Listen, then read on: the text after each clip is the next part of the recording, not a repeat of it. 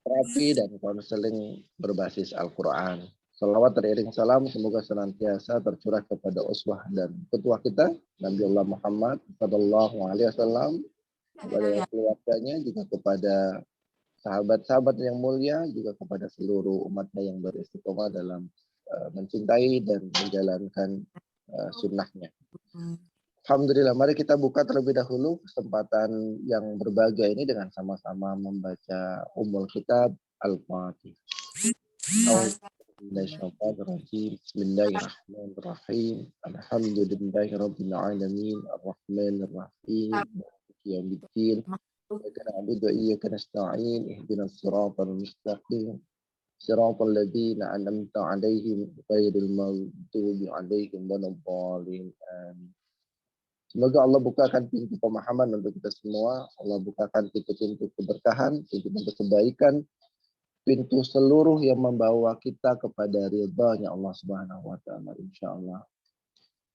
Alhamdulillah teman-teman semua, setelah sekian bulan purnama berlalu dan kantinnya tutup terus karena yang nunggu kantin juga sedang sakit. Alhamdulillah hari ini kita diberi kesempatan untuk buka lagi kantinnya. Alhamdulillah kita bersyukur Ustadz Nadif pulih dari sakitnya, dan semoga teman-teman yang lain juga demikian, senantiasa terlindung dan terjaga dari segala mara bahaya termasuk Omikron ini ya.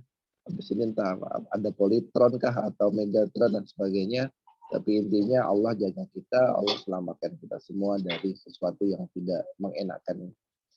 Ustadz Nadif sehat ya? Halo? Alhamdulillah. Ya. Alhamdulillah ya. Saya beberapa hari terakhir ya, saya melihat ini, ada satu film yang bagus, nanti teman-teman bisa juga cari ya. Kisahnya Nabi Musa dari 2 versi film ya. Saya menghabiskan waktu kurang lebih hampir 4 jam apa 5 jam ya. Meskipun kemudian kisah Nabi Musa itu diambil mungkin sebagian besarnya dari kitab Taurat, dari sejarahnya kaum Ibrani, dari kaum Bani Israel, orang-orang Yahudi, tetapi banyak irisan sekali yang sama dengan tafsir-tafsir yang ada di dalam Al-Quran. Saya cuma membayangkan bagaimana kalimat yang pertama kali keluar dari Nabi Musa alaihissalam dalam Quran itu ketika berdoa kepada Allah itu, Rabbi shrahli sodri, ya Allah lapangkanlah dadaku. Kalimat tersebut semakin saya rasakan nyata gitu ya pemahamannya ketika melihat filmnya. Jadi ternyata kisah Nabi Musa itu betul teman-teman semua, kita tidak bisa penggal hanya per scan, episode per episode. Kalau kita kemudian melihat kisah Nabi Musa alaihissalam lalu hanya berhenti pada bagaimana pertolongan Allah, Nabi Musa dan Bani Israel itu bisa selamat dari kejaran pasukan Fir'aun, lalu membelah lautan dengan sangat heroiknya. Kalau kita hanya melihat penggalan kisah Nabi Musa di situ, kita akan banyak melewatkan hal-hal yang jauh lebih krusial. Ternyata Nabi Musa alaihissalam di dalam Al-Quran kita dapati bagaimana dialog-dialognya dengan kaumnya, bagaimana pembangkangan kaumnya. Di dalam film itu digambarkan bagaimana Nabi Musa selalu menahan emosinya gitu, menahan emosinya, menahan egonya, banyak kehilangan apa yang ada dalam dirinya, kehilangan istrinya, keluarganya, harus jauh dari anaknya, lalu kemudian kehilangan orang-orang terdekatnya, kehilangan kepercayaan dari kaumnya terpecah belah dan banyak sekali begitu. Saya cuma bisa membayangkan kalimat Rabbi shrahli sadri itu kalimat yang luar biasa. Ya Allah lapangkanlah dadaku. Karena ternyata memang apa yang dialami Nabi Musa itu relevan dengan apa yang kita hadapi pada kehidupan kita masing-masing hari ini. Bukankah kita kemudian masing-masing memiliki peran, amanah dan situasi yang beririsan dengan hubungan interpersonal dengan orang lain, baik dengan keluarga, dengan orang tua, dengan anak, dengan pasangan, dengan orang lain. Dan itu sangat memungkinkan untuk menimbulkan gesekan, respon-respon negatif, emosi-emosi negatif dan sebagainya. Nah, nanti teman-teman bisa lihat kisahnya Nabi Musa di YouTube banyak ya, di YouTube banyak. Saya kemarin melihatnya di Disney Hotstar ya, eh, film tersebut. Yang pertama berjudul Exodus, itu puncaknya adalah penyelamatan Nabi Musa dan kaumnya dari Firaun. Yang kedua, betul-betul kisah Nabi Musa 2 part, episode pertama, episode kedua itu sekitar 4 jam. Itu menceritakan bagaimana perjalanan Nabi Musa dan kaumnya sampai menemukan negeri yang dijanjikan oleh Allah Subhanahu wa taala. Nah, saya berharap teman-teman semua bisa banyak mengkaji. Nanti semoga ya kita diberikan keleluasaan untuk setiap pekan ada kajian rutin, sehingga apa yang ada dalam Quran itu bisa kita munculkan dalam terjemah yang jauh lebih hidup, dalam tafsir kehidupan kita insya Allah, khususnya dengan pendekatan konseling Al-Quran. Nah, ke tema pada kesempatan pagi ini, kita mau coba ambil satu tema yang seharusnya kita coba bahas di Jakarta insya Allah akhir bulan ini tanggal 27-28. Ya, heal your soul, live in real gitu. Sembuhkan batinmu lalu hiduplah di alam nyata. Banyak di antara kita itu hanya berpikir tentang merilis emosi negatif, kekecewaan, amarah, macam-macam yang ada di dalam batin kita. Berpikir tentang spiritualitas saja. Tapi masalah kehidupan itu kan banyak. Sedangkan syariat ini penuh dengan hukum-hukum dan fikih, gitu, hukum-hukum fikih. Bukankah itu adalah salah satu tanda bahwa kita diajarkan oleh Allah untuk mengambil pilihan-pilihan bersikap dalam menghadapi kenyataan dalam realita kehidupan kita. Ada yang bercerai, ada salah satu alumni kita teman-teman semua yang diuji dengan istrinya yang mengalami bipolar. Ini luar biasa bagaimana pergumulan batin beliau itu sangat luar biasa. Lalu ada yang mengidap sakit tahun menahun, ada yang berkonflik dengan keluarga ipar gitu, dengan mertua dan sebagainya. Ini kan hal-hal yang memang harus dihadapi. Nah, bekal apa yang harus kita miliki untuk menghadapi situasi tersebut? Bagaimana bersikap yang benar dalam menghadapi realita hidup kita yang tidak simsalabim toh, yang tidak langsung berubah dalam satu malam menjadi jauh lebih baik. Nah, kesempatan pagi ini kita akan coba kaji kipas dengan sudut pandang konseling Al-Quran bersama mentor kita, guru kita, Ustadz Muhammad Nadif Halyani. Mungkin itu prolog dari saya, Ustadz, teman-teman semua, agar tidak berpanjang kalam, kepada Ustadz Muhammad Nadif Halyani, waktu dan tempat kami aturkan sepenuhnya, insya Allah. Barakallah. Silakan, Ustadz. Alhamdulillah. Bismillahirrahmanirrahim. Assalamualaikum warahmatullahi wabarakatuh. Alhamdulillah wassalatu wassalamu ala Rasulillah wa ala alihi wa sahbihi wa man wala. Rabbi shrah li sadri wa yassir li amri wahlul 'uqdatam min lisani yafqahu qawli. Subhanaka la 'ilma lana illa ma 'allamtana innaka antal 'alimul hakim. Subhanallah wa bihamdihi 'adada khalqihi wa rida nafsihi wa zinata 'arsyihi wa midada kalimatihi. Alhamdulillah teman-teman sekalian yang dirahmati Allah, kita bersyukur alhamdulillah kepada Allah SWT atas seluruh limpahan rahmatnya. Allah berikan kepada kita kesehatan, waktu luang. Allah jaga keimanan kita. Alhamdulillah. Semoga Allah senantiasa melimpahi diri kita, hidup kita dengan kebaikan-kebaikan yang sempurna. Terlalu tinggi. Nah, teman-teman yang dirahmati Allah, kisah yang disebutkan Ustaz Firdaus tadi tentang Nabi Musa itu pula yang ada satu penggalan ya dalam salah satu kisah di perjalanan hidup Nabi Musa. Itu yang mungkin menarik untuk kita renungkan bersama. Sisi manusiawi yang nampak pada diri beliau, yang itu sangat mungkin terjadi pada diri kita semua. Sisi manusiawi.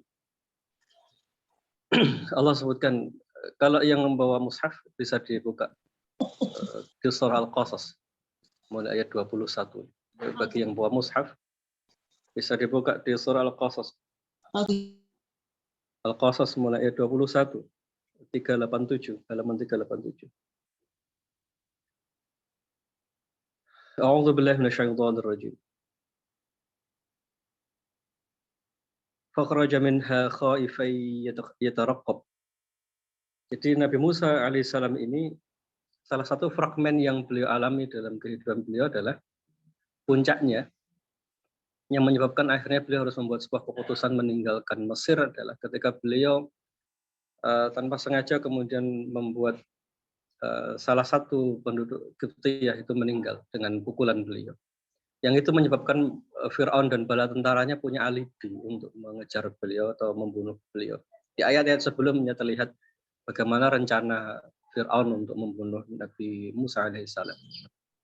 Situasi itu yang membuat secara alami batin beliau dalam keadaan takut dan waspada, cemas, takut. Itu situasi yang alami. Salah satu peristiwa puncak yang beliau alami sampai akhirnya beliau membuat sebuah keputusan adalah peristiwa itu yang membuat jiwanya menjadi takut, kemudian beliau keluar. Sampai kemudian beliau berdoa, qala rabbi najjini minal qaumil zalimin. Ya Allah, selamatkanlah aku dari orang-orang yang zalim. Saya ingin garis bawahi poin ini. Pada Nabi Musa alaihissalam, beliau ini belum menikah waktu itu ya, pada peristiwa ini. Beliau menghadapi situasi yang sangat rumit. Bisa di-mute suaranya, mohon maaf. Bisa dibantu di-mute ya.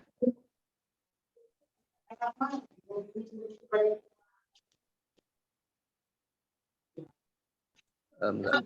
Siti Saidah itu. Sadia. Oke. Jadi situasi yang dialami oleh setiap orang adalah situasi yang kaitannya dengan rohani, dengan batin. Yaitu situasi rasa takut. Dan saya kira setiap kita mungkin akan atau pernah mengalami situasi itu. Dan kemudian harus membuat sebuah keputusan. Situasi yang takut itu memang tidak harus dihadapi. Ada orang yang harus menyelesaikan dan menghadapinya. Itu mungkin ada orang yang begitu. Tapi ada situasi di mana orang tidak lagi bisa menghadapinya. Dan kalau dihadapi itu resikonya terlalu besar. Sama seperti itu pula yang dihadapi oleh Nabi Musa alaihissalam ini. Dalam situasi di awal-awal itu, tidak mungkin beliau harus bertahan di Mesir atau menghadapi Fir'aun dengan bala tentaranya. Itu situasi yang mustahil untuk dihadapi. Nah, situasi yang mustahil untuk dihadapi itu sangat lazim. Artinya tidak perlu kita berpura-pura untuk merasa kuat, kemudian secara heroik harus menghadapi semuanya dengan mudah gitu, dan tidak peduli apapun yang terjadi. Tidak begitu logika berpikirnya ketika kita menghadapi situasi sulit. Ada mungkin situasi sulit itu memang bisa dihadapi dan harus dihadapi. Itu kenyataan yang nantinya ada di salah satu kisah pula di Nabi Musa alaihissalam. Tapi pada fragmen ini situasinya tidak memungkinkan. Tidak memungkinkan untuk dihadapi.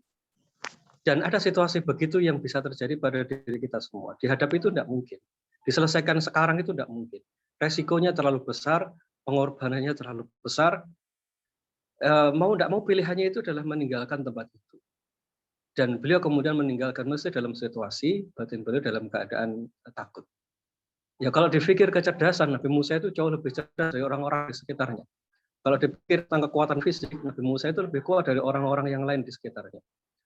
Tapi situasi itu tidak memungkinkan. Saya ingin garis bawahi situasi ini. Kadang kita memang tidak bisa menyelesaikan masalah itu bukan karena tidak bisa, bukan. Tapi memang karena situasinya tidak memungkinkan dan resikonya terlalu besar. Kan itu yang banyak terjadi kan itu. Kenapa kita tidak berani melangkah itu kan pertimbangan yang ada dalam pikiran kita yang besar. Ada resiko yang harus dikorbankan. Kalau urusannya suami istri ada resiko tentang anak, ada resiko tentang keluarga besar, ada resiko tentang pekerjaan, status. Resiko-resiko itu yang membuat akhirnya kita harus membuat sebuah keputusan, jangan dilawan dulu. Jangan dilawan. Tapi yang menarik dari Nabi Musa ini orang yang punya spiritualitas yang bagus. Nanti akan kelihatan setelahnya. Rabbi najjini minal qaumil zalimin. Yang muncul saat itu, ya Allah saya tidak bisa menghadapi ini. Ini kalau bahasa kita ya. Saya tidak bisa menghadapi ini, ya Allah tolonglah saya. Nah situasi itu yang mungkin tidak ada dalam diri kita. Sehingga ketika kita ada masalah, kecenderungan lari itu tanpa bekal spiritual. Hanya sebatas saya hanya ingin menyelamatkan karir, saya hanya ingin menyelamatkan anak, saya ingin menyelamatkan nama baik, tidak lebih dari itu. Yang tidak ada adalah bahwa menyelamatkan diri itu ada kaitannya dengan sisi rohani kita kepada Allah SWT. Kita perlu meninggalkan situasi yang buruk itu dengan batin, ya Allah selamatkanlah saya. Situasi itu yang harus muncul sebenarnya. Artinya dalam situasi rasa takut, rasa cemas, bimbang mengambil keputusan, pada saat itu yang harus pertama kali muncul itu adalah perasaan kepada Allah SWT, perasaan bergantung, mohon pertolongan. Perasaan itu yang harus muncul. Sehingga nanti kita menjalani situasi yang rumit itu tidak lagi berdasarkan akal. Kita akan melihat langkah-langkah setelah itu yang terjadi dalam kehidupan Nabi Musa. Jadi menghadapi situasi yang rumit, mungkin harus mengambil sebuah keputusan yang tidak mengenakan. Namun dengan bekal spiritual, itu bergantung kepada Allah. Itu harus muncul. Karena apa yang terjadi setelahnya, dalam situasi kita tidak bisa menyelesaikan secara akal, secara zahir. Situasi setelahnya itu betul-betul juga akan di luar nalar kita. Yang ingin saya garis bawahi pada poin ini, teman-teman sekalian, orang itu bisa merencanakan sesuatu dengan pertimbangan akalnya, bisa membuat sebuah perencanaan untuk menyelamatkan diri. Ya, perencanaan itu bagian dari ikhtiar yang Allah bebankan atas diri kita. Namun, yang terjadi pada kehidupan seseorang itu seringkali bukanlah rencananya. Di ayat selanjutnya akan sangat kelihatan. Pada ayat ke-22. Ketika beliau kemudian memasuki kota Madian, kemudian beliau berdoa, Qala 'asa rabbi ayyahdiyani sawa'as sabil. Mudah-mudahan Tuhanku membimbingku ke jalan yang benar. Ya, beliau harus meninggalkan Mesir, kemudian sampai di Madian. Apa planningnya di Madian itu? Tak ada planning. Yang ada adalah sebuah keputusan untuk meninggalkan Mesir dengan tujuan menyelamatkan agamanya, menyelamatkan risalah dakwah, kemudian sampai di Madian. Apakah ada planning di situ? Tidak ada. Tapi spiritual yang ada dalam diri Nabi Musa itu yang membimbing, yaitu semoga Allah membimbingku di tempat. Ya, sisi spiritualnya begitu. Saya ingin garis bawahi poin yang tadi, bahwa orang merencanakan di awal, saya harus membuat sebuah keputusan, itu rencana. Tapi yang terbuka di depan mata setelah itu, kadang bukanlah rencana itu. Dia sampai di Madian, dan tidak tahu harus apa yang dilakukan. Hingga kemudian terjadi sebuah peristiwa di ayat setelahnya. Beliau dapati orang-orang sedang berebut air dengan membawa gembalaannya, membawa binatang ternaknya. Dan beliau mendapati dua orang perempuan yang hanya diam sambil membawa ternaknya, tidak berani mengambil air karena harus berebut dengan sekian banyak penggembala yang lain. Lalu setelah itu Nabi Musa alaihissalam turun tangan, bantu kedua perempuan itu. Ini tidak ada skenario dalam mungkin ya, dalam pikiran Nabi Musa bahwa beliau akan menemui kejadian itu. Yang jelas adalah beliau berada di Madian, kemudian mendapati sebuah peluang amal kebaikan di situ. Yang peluang amal kebaikan itu apakah ada kaitannya dengan peristiwa larinya beliau dari Mesir? Tidak ada kaitannya. Jadi amal yang tiba-tiba Allah bukakan setelah beliau berdoa, semoga Allah bimbing saya. Setelah beliau berdoa begitu, Allah tampakkan sebuah amal di depan mata beliau. Ada dua orang perempuan yang membutuhkan bantuan. Jadi teman-teman sekalian, dalam situasi sulit seperti apapun, jangan pernah berhenti untuk berbuat kebaikan. Poinnya begitu. Karena bisa jadi, dalam situasi sulit lalu kita dipaksa, dalam tanda kutip, ya, dipaksa oleh Allah untuk melakukan kebaikan itu adalah pintu jalannya pertolongan. Sekali lagi, yang tadi kita sebutkan, setelah kita menggunakan perasaan spiritual kepada Allah SWT tadi, itu bisa jadi yang bekerja bukanlah akal, bukanlah perencanaan kita, tapi betul-betul Allah SWT yang memberikan takdirnya.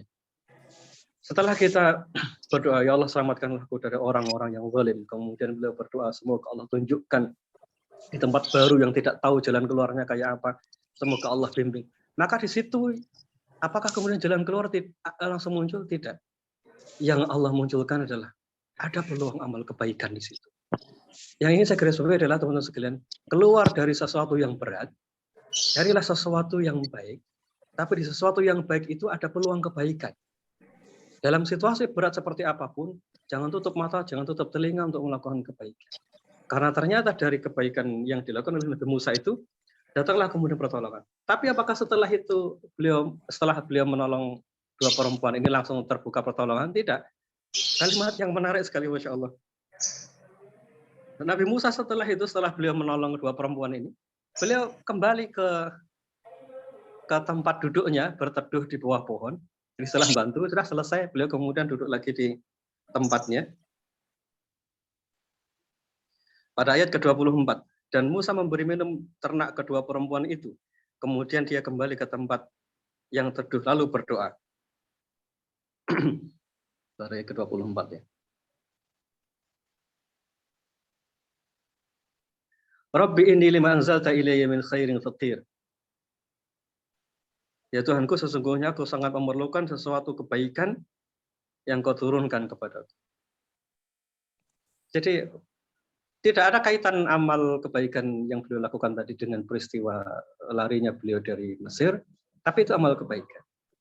Lalu setelah beliau menyelesaikan amal kebaikan itu, beliau kembali ke tempatnya semula, duduk di tempat yang teduh, lalu berdoa. Kita mungkin berpikir setelah menolong atau setelah melakukan amal kebaikan, mestinya kan langsung selesai. Enggak juga, fragmennya itu ada jeda, gitu, ada jeda sesaat. Setelah beliau nolong dua perempuan ini, lalu balik lagi gitu, berteduh, lalu berdoa. Ya Allah, aku minta tolong ya Allah. Saya bayangkan fragmennya itu unik gitu ya. Setelah bantu orang itu, bayangan saya langsung heroik, langsung ketemu jalan keluar. Enggak, beliau balik lagi. Ya Allah, kapan selesainya? Kayak gitulah barangkali. Nelongso ya. Nelongso gitu. Jadi saya bayangkan salah satu fragmen di pertanyaan-pertanyaan di kelas solusi langit kemarin gitu. Bisa jadi setelah mengambil keputusan terus kok gini ya gitu. Setelah itu tetap berbuat baik. Lalu setelah itu terus merenung malam, ini keputusan kemarin bener apa enggak ya gitu. Saya kadang merenungkan kisah ini tuh gitu. Kok enggak ketemu jalan keluarnya. Tapi Masya Allah, Nabi Musa itu masih mengucapkan kalimat yang sama. Kalau Rabbi bima anzalta ilayya min khairin faqir. Kemudian beliau berdoa. Masih melantunkan kalimat. Yang menakjubkan adalah setelah itu, beberapa saat setelahnya ya, kemudian wanita ini datang kembali kepada Nabi Musa bahwa beliau kemudian dipanggil oleh ayah kedua perempuan. Dan singkat cerita kemudian beliau menikah dengan salah satu putri dari Nabi Syuaib. Setelah itu cerita kembali pada skenario awal. Kita bayangkan orang setelah mendapatkan pertolongan itu hidupnya berubah gitu, dari Mesir pindah di Madian, hidup enak gitu dengan berkeluarga, setelah itu hidup selesai gitu. Tidak begitu. Dia harus menghadapi sebuah realita bahwa beliau seorang nabi yang membangun sebuah risalah dakwah, dan itu harus dihadapi. Pertolongan sesaat itu, saya menganggapnya pertolongan sesaat sekitar 10 tahun, 8 atau 10 tahun tinggal bersama istri dan mertua, dia bekerja di sana. Peristiwa sesaat itu peristiwa yang dimana Allah menguatkan Nabi Musa alaihissalam. Setelah itu kemana? Beliau harus menjalani realita hidupnya bahwa beliau seorang rasul. Beliau harus kembali ke Mesir. Misi besarnya tetap itu. Tidak berubah. Tetapi ada jeda yang Allah berikan pada diri seorang mukmin, kabar gembira atau sesuatu yang menguatkan rohaninya dengan menikah, dengan mendapatkan mertua yang baik, lalu kemudian Allah kembalikan laki-laki mulia ini ke Mesir untuk menghadapi ujian yang jauh lebih berat. Rutunya itu begitu dramatis Nabi Musa alaihissalam ini. Jadi fakta bahwa Fir'aun itu harus ditumbangkan itu tidak boleh dihindari. Keburukan itu harus dikalahkan. Itu fakta yang tidak bisa dihindari. Orang yang buruk dia harus diajari untuk menjadi benar. Orang yang menyimpang dia harus dibawa kembali ke jalan yang lurus. Itu tidak bisa dihindari. Tidak bisa menutup mata. Kalau dia orang tua kita, dia teman dekat kita, dia suami, istri atau anak kita, itu fakta bahwa kita harus mengubahnya. Tidak mungkin menutup diri. Tapi kadang kita tidak mampu. Nah, salah satu jeda yang mungkin Allah berikan adalah situasi seperti Nabi Musa tadi. Kadang memang perlu istirahat sejenak. Tapi jangan pernah berpikir untuk berhenti. Karena faktanya kita harus kembali kepada orang yang menjadi amanah kita tadi. Diluruskan, dihadapi. Dan itu yang terjadi pada Nabi Musa alaihissalam. Nah, ingin saya garisbawahi poin ini teman-teman sekalian. Sisi spiritual yang ada dalam diri Nabi Musa itulah yang menjadi mungkin jadi kunci. Rasa takut itu normal, rasa gelisah, sedih, khawatir itu normal. Tapi orang yang benar itu, orang yang punya pemikiran yang benar, dia tidak pernah meninggalkan fakta, tidak pernah meninggalkan realita, dan itu harus dihadapi. Ya prosesnya kayak tadi. Itu proses yang terjadi di Madian itu proses yang tidak bisa ada skenario-nya. Sangat berbeda dengan fase setelah itu, kemudian Nabi Musa alaihissalam diperintahkan oleh Allah menuju Mesir. Itu fase yang penuh dengan persiapan. Beliau didampingi oleh Nabi Harun. Beliau kemudian dipersiapkan untuk memiliki mukjizat. Betul-betul dipersiapkan. Kemudian beliau ketemu dengan Fir'aun. Jadi fase persiapan itu betul-betul ada di fase dakwahnya beliau. Tapi sekali lagi, ada fase di mana tidak lagi menggunakan akal, tidak lagi menggunakan perencanaan. Itu ketika beliau betul-betul berada di Madian. Nah, saya ingin teman-teman sekalian melihat dengan kacamata itu agar kita menghadapi sesuatu, menghadapi masalah dalam kehidupan kita itu dengan cara pandang ini. Tidak selamanya perencanaan itu harus terjadi. Tapi munculkan sisi spiritual waktu itu. Banyak mendekatkan diri kepada Allah. Kemudian banyak berdoa kepada Allah. Di situ ada jalan keluar. Tapi yang paling pokok, teman-teman sekalian, kita harus punya visi besar, misi yang harus kita selesaikan itu apa? Menikah dan tinggal di Madian itu bukan visi terbesarnya Nabi Musa. Itu bukan amanah terbesar dalam pundak beliau. Amanah terbesar dalam pundak beliau itu adalah ke Mesir, menyelesaikan masalah di Mesir.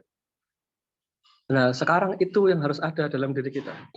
Sehingga kita bisa tahu mana yang dinamakan jeda dan mana yang dinamakan pertarungan. Itu harus ada. Mana yang dinamakan jeda untuk istirahat dan mana yang dinamakan pertarungan yang harus ditundukkan. Itu visi yang harus ada. Visi terbesar saya, kita semua, adalah menundukkan ego, mengajari anak, mengajari istri, mengajari suami, membangun rumah tangga dengan baik, itu visi besar.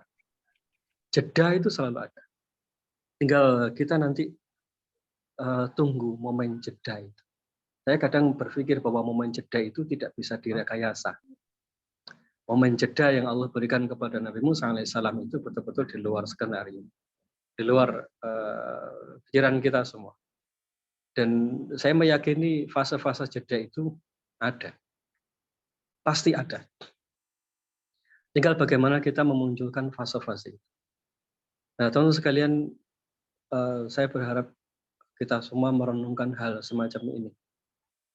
Kita akan menemukan kekuatan yang besar dengan memahami kisah para nabi atau kisah Nabi Musa alaihissalam dalam cerita surah Al-Qasas tadi.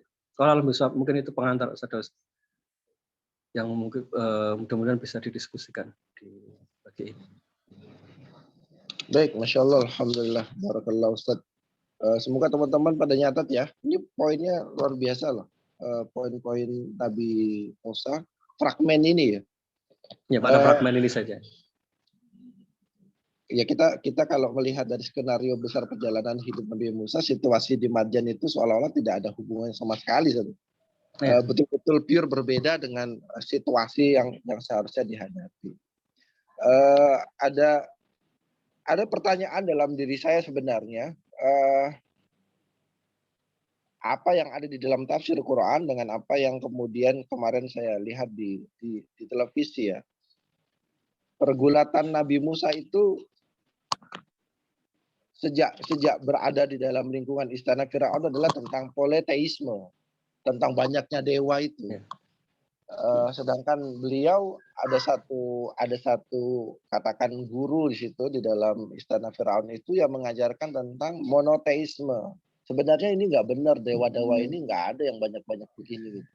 Dewa itu cuma satu. Tapi perjalanan rohaninya beliau itu menuntun pada satu Tuhan gitu. Tapi satu Tuhan yang mana ya itu yang dicari.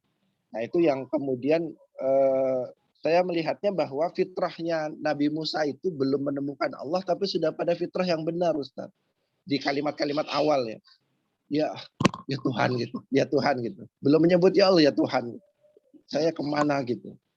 Nah, ini artinya memang beliau memiliki kualitas spiritual yang baik. Dia paham bahwa situasi ini tidak mungkin dihadapi sendiri. Dia butuh pertolongan dan ya Allah menuntunnya. Yang baru kemudian di Bukit Judi itu kita melihat bagaimana dalam Quran Allah menampakkan dirinya lalu berbicara kepada Nabi Musa. Nah, ada yang menarik Ustadz bahwa amanat terbesarnya Nabi Musa sebenarnya kalau menurut saya bukan menggulingkan tirani Firaun, itu adalah side effect saja sebenarnya. Tapi amanat terbesar Nabi Musa adalah membebaskan Bani Israil dan membawa mereka pada kalau dalam kalimat itu pada tanah yang dijanjikan, membawa mereka pada kebaikan.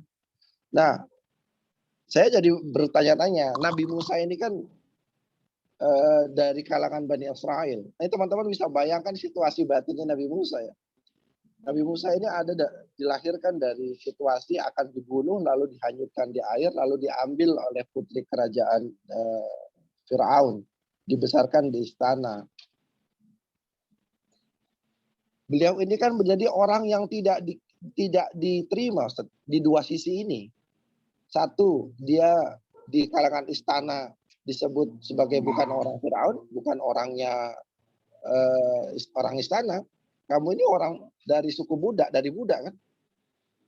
Tetapi ketika beliau hadir ke Bani Israel, kamu ini bukan budak asli, kamu ini orangnya Firaun. Kan serba salah. Tapi kemudian Nabi Musa dihadapkan harus memimpin kaumnya yang kaumnya sendiri tidak menerimanya secara penuh awal. Saya kebayang situasinya itu serba salah ya. Situasinya sangat tidak mengenakan.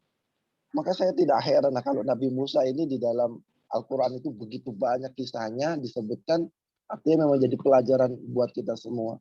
Kalau kita hanya melihat fragmen episode kehidupan Nabi Musa adalah face to face dengan Firaun saja, kayaknya kita akan kehilangan banyak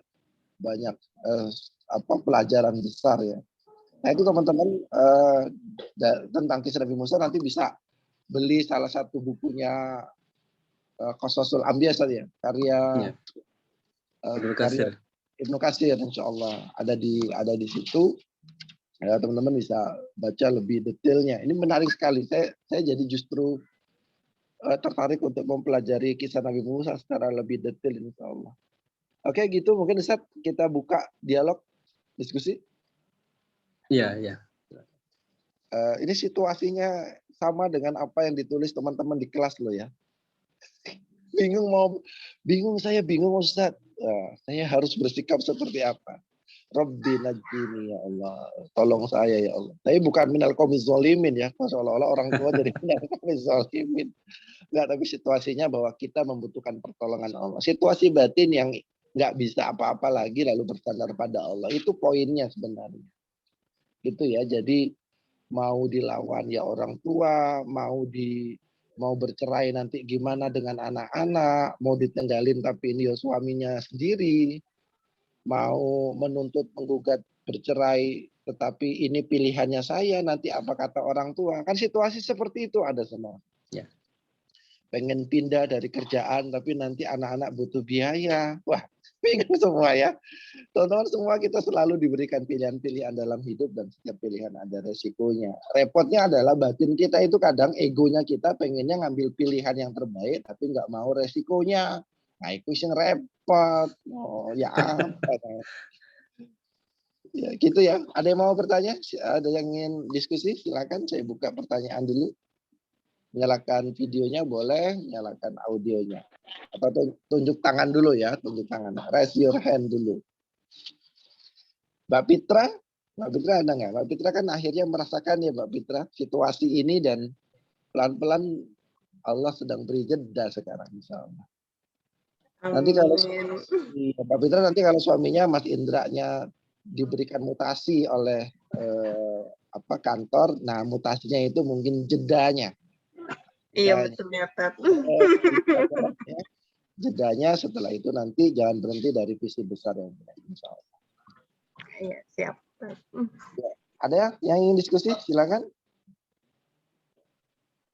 Saya bingung Ustaz, saya nggak bisa tidur, tahu-tahu datang surat mutasi kan, dipindah Itu ke saya Lampung. banget tuh, Tat.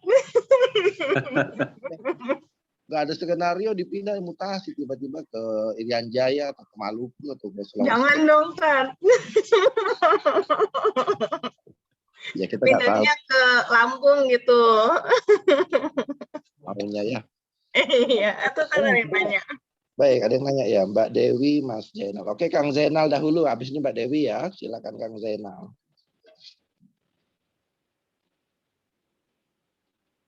Kang Zainal dinyalakan. Oke, insya Allah.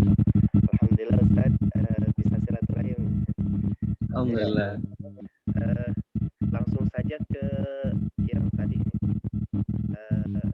di masa pertarungan, khususnya di kalau tadi kan jeda gitu. Apa yang harus kita lakukan di masa pertarungan itu, sementara kita tidak merasa kita belum siap gitu. Jadi udah persiapan, udah ibaratnya tangan kosong gitu, nggak ada senjata. Jadi untuk bisa yakin seperti Nabi Musa. Oke. Itu saja tadi. Assalamualaikum warahmatullahi wabarakatuh. Ini Ustaz, suaranya agak bermasalah, tapi kita bisa tangkap poinnya.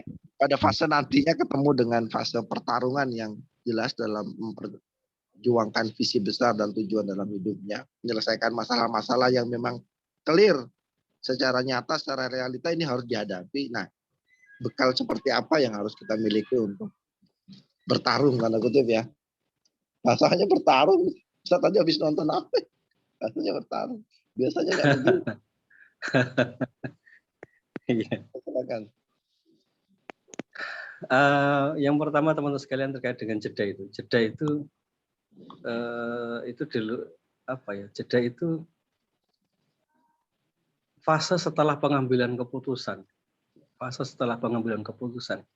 Yang dinamakan jeda itu bagian yang memang tidak bisa direncanakan. Yang pokok adalah itu sebuah keputusan yang benar dulu, itu dulu. Apakah keputusan diambil itu benar atau salah? Keputusan itu harus benar dulu agar jeda tadi itu menjadi bagian dari jalan keluar. Jadi keputusan Nabi Musa untuk keluar tadi betul, jeda untuk meninggalkan Mesir. Yang kedua yang digarisbawahi dalam kisah tadi, masa jeda itu masa di mana kita mulai memaksimalkan amal kebaikan. Masa jeda itu masa di mana kita mulai melakukan amal kebaikan. Dan itu tidak boleh berhenti. Masa jeda itu bukan masa untuk lari, tapi masa untuk mengamalkan kebaikan yang tidak bisa dilakukan di waktu-waktu sebelumnya. Walaupun mungkin kebaikan yang dilakukan tadi tidak ada kaitannya dengan nanti atau yang lalu. Jadi teman-teman sekalian garis bawahi poin ini. Jangan pernah berhenti melakukan kebaikan. Karena kebaikan itu sesuatu yang pasti akan kembali kepada diri kita. Itu poin pentingnya. Baik kembali di dunia maupun kembali di akhirat. Jadi kebaikan itu bekal. Kebaikan itu bekal. Kebaikan yang tadi itu pintu pembuka. Yang kita mungkin tidak menyadari. Nabi Musa dengan amal yang tadi menolong dua perempuan tadi tidak ada kaitannya dengan peristiwa yang nantinya dihadapi dan yang sebelumnya dihadapi. Tapi ternyata ada kaitannya. Dari situlah kemudian Allah bukakan pertolongan. Kemudian beliau awal pertolongan itu bisa jadi tidak ada kaitannya pula dengan peristiwa yang akan dihadapi. Awal pertolongan itu adalah beliau dinikahkan dengan putranya Nabi Syuaib. Itu tidak ada kaitannya seolah-olah dengan peristiwa yang harus diselesaikan, peristiwa besar yang harus diselesaikan. Seolah-olah tidak ada kaitannya. Tapi secara spiritual itu ada kaitannya. Jadi amal kebaikan itu kita butuhkan agar kita punya spiritualitas yang lebih. Pokoknya itu. Jadi bekal terpenting untuk menghadapi pertarungan setelahnya atau yang akan datang adalah spiritualitas yang bagus. Amal soleh. Jadi bekalnya apa? Amal soleh dulu. Lakukan amal soleh. Kemudian bekal yang terbaik untuk menghadapi kekuatan besar tadi. Saya melihatnya tema keluarga, ya tema keluarga itu tema besar. Nabi Musa bersama istri itu tema terbesarnya apa sih? Nikah, punya anak, nikah, punya mertua, punya istri.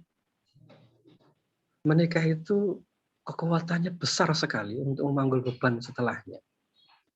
Yang ingin saya garis bawahi jadi begini akhirnya. Kalau kita ingin menyelesaikan hal-hal besar di depan mata kita, salah satu yang harus selesai terlebih dahulu itu tema keluarga. Jadi teman-teman sekalian, tema keluarga itu harus selesai. Fase jeda yang harus selesai itu. Kita sekarang ini merasakan rumah itu fase jeda.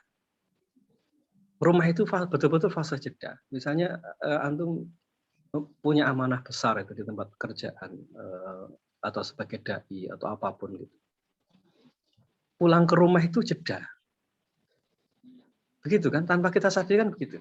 Sibuk di luar, sibuk dengan kerjaan, sibuk dengan bisnis, sibuk dengan amanah yang begitu banyak. Pulang ke rumah itu jeda. Dan itu yang mungkin perlu kita renungkan. Jadi di tengah beratnya risalah yang harus dipanggul oleh Nabi Musa alaihissalam, ada fase jeda bernama keluarga. Jadi kalau tadi amal soleh, yang kedua yang harus selesai untuk menyelesaikan pertarungan itu adalah rumah, Mas, Mbak. Rumah itu harus selesai. Rumah itu harus selesai. Jadi kita tidak dapatkan peristiwa beliau kemudian ada perselisihan dengan istri, ada drama, ada sesuatu yang menakutkan, tidak ada di situ. Rumah itu betul-betul menjadi tempat istirahat. Kemudian beliau diberangkatkan oleh Allah SWT untuk masuk kembali ke Mesir. Yang dibawa itu siapa? Yang dibawa itu istri. Beliau bawa istrinya, bawa keluarganya. Sampai akhirnya beliau berhenti sejenak di Bukit Sinai. Itu beliau bersama sang istri. Ketika beliau melihat cahaya, beliau tertarik untuk melihat cahaya itu karena beliau berkeinginan untuk membuat api unggun lah kalau bahasanya di surah Al-Qasas. Beliau mendatangi cahaya itu, tapi ternyata kemudian beliau bertemu dengan Allah SWT, bertemu dengan suara Allah. Itu beliau meminta sang istri untuk duduk sejenak di tempatnya. Beliau datang sendiri mencari cahaya itu. Beliau menduga itu api yang bisa digunakan untuk membuat api unggun, mungkin lah begitu. Tapi beliau bersama siapa? Beliau meninggalkan matian bersama istri. Jadi teman-teman sekalian, kenapa kita perlu menyelesaikan tema keluarga itu harus betul-betul selesai? Karena ada amanah besar itu yang sulit untuk diselesaikan jika problem rumah tangga tidak selesai. Kita tidak akan bisa dengan mudah membicarakan tentang masa depan anak, masa depan keluarga, bisnis, kemudian dakwah, atau apapun lah.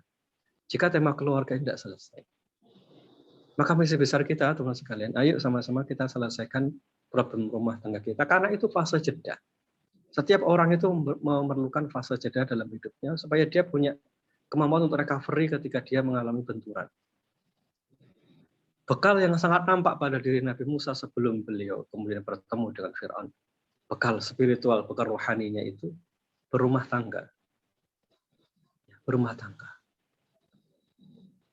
Punya istri, punya mertua, kemudian beliau berangkat. Setelah itu, fase setelahnya fase yang betul-betul ikhtiari sifatnya. Betul-betul dengan kekuatannya. Allah bekali beliau dengan mukjizat, dengan bekal yang kuat, kemudian dibekali dengan seorang partner yang baik, yaitu Nabi Harun alaihissalam. Karena partnernya bukan istri. Istri itu punya posisi sendiri dalam spiritualitas seorang laki-laki. Tapi dia tidak harus di samping kanan atau kirinya pada saat dia menyelesaikan amanah itu. Bisa jadi orang luar. Tapi spiritualitasnya yang ada di balik punggungnya itu yang menopang itu adalah istri. Beliau dipersiapkan bersama Nabi Harun alaihissalam untuk bertemu dengan Fir'aun. Apakah skenario kemudian sesuai dengan itu semua? Tidak ternyata. Bekal mukjizat yang mestinya bisa langsung membuat orang percaya ternyata tidak. Fir'aun tetap kemudian mengejar Nabi Musa alaihissalam. Jadi bekal yang berikutnya perencanaan, kemudian dengan kekuatan apapun yang kita bisa, dengan kesiapan mental itu harus ada bekal bersama Nabi Harun, harus ada bekal berupa mukjizat tadi, tongkat yang diberikan oleh Allah SWT. Itu bekal untuk menghadapi Firaun. Tapi tidak semua bekal yang tadi itu ada manfaat. Ya ada manfaatnya. Sebagian orang kemudian yang bertemu dengan Nabi Musa kemudian beriman. Para penyihir itu kemudian beriman. Tapi tidak selesai. Bekal itu tadi tidak selamanya akan betul-betul bisa menyelesaikan. Tapi selalu ada manfaatnya. Bekal ngobrol dengan istri berupa mulai ngerti tentang sifat-sifat istri, sifat suami, mulai mencari nafkah kalau ternyata itu yang menjadi problem misalnya, mulai mencari nafkah, mulai membangun bisnis, mulai belajar ilmu untuk mendidik istri dan anak misalnya, itu bekal. Apakah menyelesaikan? Bisa jadi iya, bisa jadi tidak. Tapi tetap ada manfaatnya. Bagi kita sebagai laki-laki, dia bekerja mencari nafkah, apakah itu akan menyelesaikan semua perilaku istri? Belum tentu, tapi ada manfaatnya mencari nafkah. Kalau selama ini itu yang jadi problem ya. Problem berikutnya misalnya kita tidak punya ilmu tentang agama. Kita belajar agama setelah itu, dengar taklim, buka buku. Lalu setelah itu mulai kita adakan dialog dengan istri dan anak-anak, diajari. Itu bekal. Tapi apakah selesai? Belum tentu. Tapi ada manfaatnya. Karena fase setelahnya ternyata betul-betul yang menyelesaikan itu tetaplah Allah SWT. Saya ingin garis bawahi poin ini teman-teman sekalian. Bekal itu wajib kita lakukan, kita persiapkan karena itu ada manfaatnya. Tetapi itu belum tentu menjadi puncak jalan keluar. Puncak jalan keluar itu tetaplah Allah SWT. Seolah-olah Allah ingin, mungkin ya, Ibrahim bisa kita renungkan. Betapapun kita punya perencanaan dan ada manfaatnya dari perencanaan bekal yang kita persiapkan, tapi pada hakikatnya ada takdir Allah yang tetap menjadi ujung dari semua perjalanan hidup kita. Jadi secara spiritual kita dekatkan diri pada Allah, kemudian secara fisik, secara akal, secara zahir kita persiapkan dengan sebaik-baiknya. Namun tetap perlu yakin bahwa ikhtiar itu ada manfaatnya, tetapi belum tentu menjadi ujung dari semua jalan keluar. Jadi itu cara menjalani hidup. Saya ingin garis bawahi begini. Cara menjalani hidup kita itu, perencanaan, ikhtiar semaksimal mungkin, diberi kekuatan, ya, itu ikhtiar. Tapi ada yang bekerja dalam kehidupan kita selain itu. Yaitu tentang pertolongan Allah, tentang jalan keluar. Dan kalau kita lihat dari semua cerita-cerita tentang kisah Nabi Musa, ya pertolongan itu tidak akan jauh dari semua yang sudah ada dalam perjalanan itu. Istri, kemudian tongkat yang Allah berikan kepada Nabi Musa, kemudian Nabi Harun, tidak akan jauh-jauh dari itu, pertolongan itu. Dari apa yang telah kita persiapkan, disitulah pertolongan itu datang. Tapi persoalannya, pertolongan itu datang sesuai dengan kehendak Allah, bukan sesuai dengan kehendak kita. Kalau misalnya Nabi Musa tiba-tiba memukulkan tongkatnya ke Laut Merah, ya tentu tidak akan terjadi apa-apa. Tapi begitu Allah mewahyukan kepada beliau untuk memukulkan tongkat itu, maka terjadilah apa yang harus terjadi. Jadi bekal kita itu ada manfaatnya, iya, setelah izin Allah itu datang. Nah, cara menjalani perjalanan hidup kita itu, kumpulkan aja bekal terus yang banyak, persiapan yang banyak, belajar dakwah, belajar ngasih tahu, belajar tafsir, belajar hadis, mencari nafkah kalau laki-laki, kalau perempuan belajar melayani istri, melayani suami, mendidik anak-anak, belajar aja terus gitu.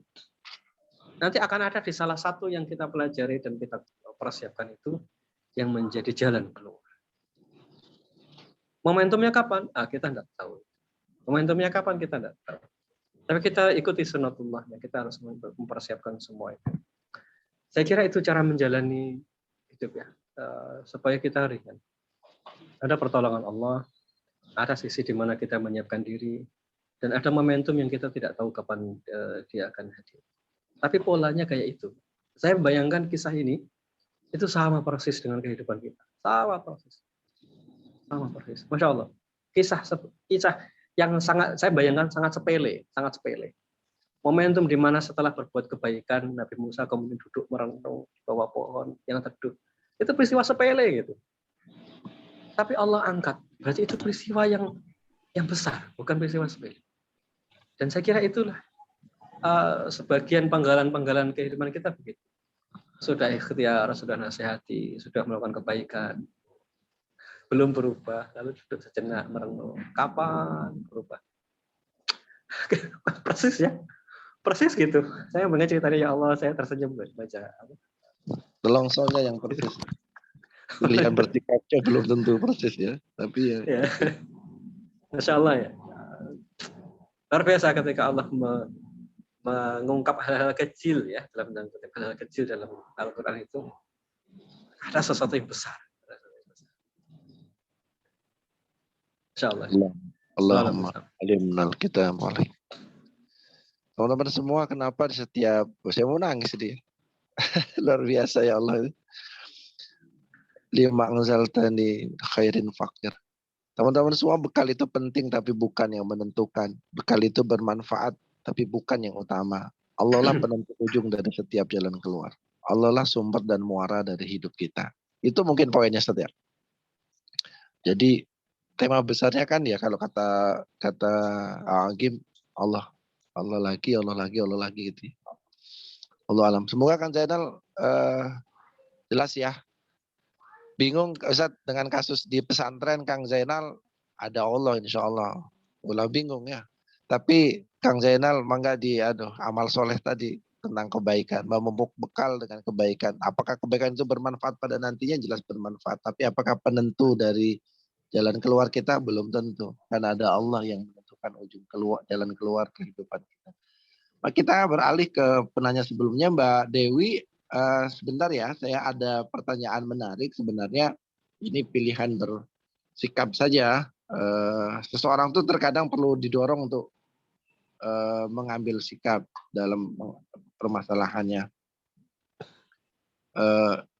Ustadz, bagaimana jika seorang suami selalu mengatakan berkali-kali mengajak bercerai? Meskipun kata-katanya tidak langsung bercerai sih gitu ya. Misal, hayu sekarang beresin perceraian, ini orang ini orang Sunda, kalau yang hayu gitu ya. Jangan tahu anak-anak atau dengan ancaman-ancaman. Jadi sekarang mah, kan pakai mah itu berarti orang Sunda nih. Jangan sekarang mah cerai.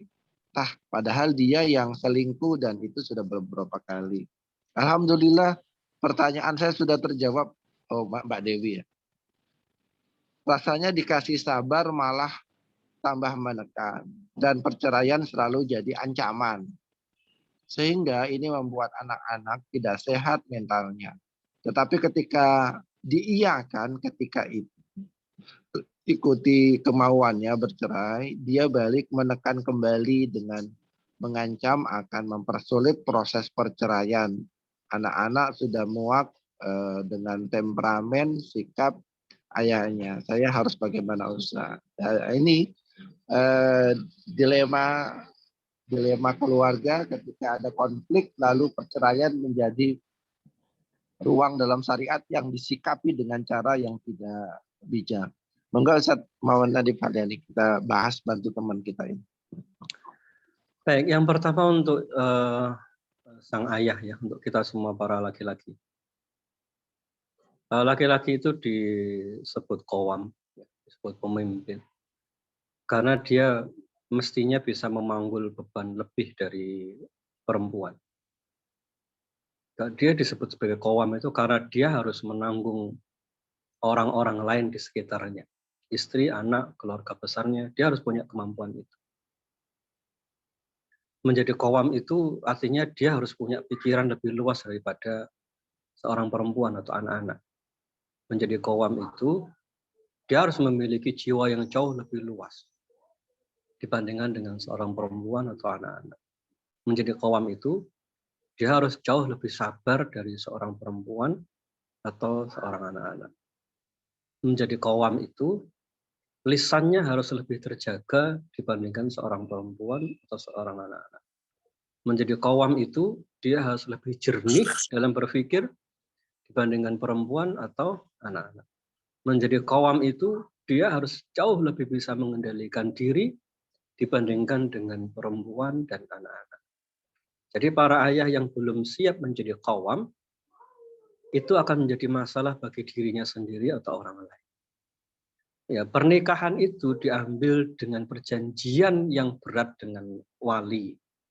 Itu karena Anda sebagai laki-laki itu qawwam. Perjanjian yang berat itu karena perjanjian antara qawwam dengan qawwam. Yaitu walinya sang ayah dengan kita sebagai qawwam yang baru. Itu perjanjian dua sosok yang sangat kredibel dirinya. Punya status yang berat, punya kemampuan yang berat, tawar-menawar dengan sangat gentleman antara laki-laki dengan laki-laki.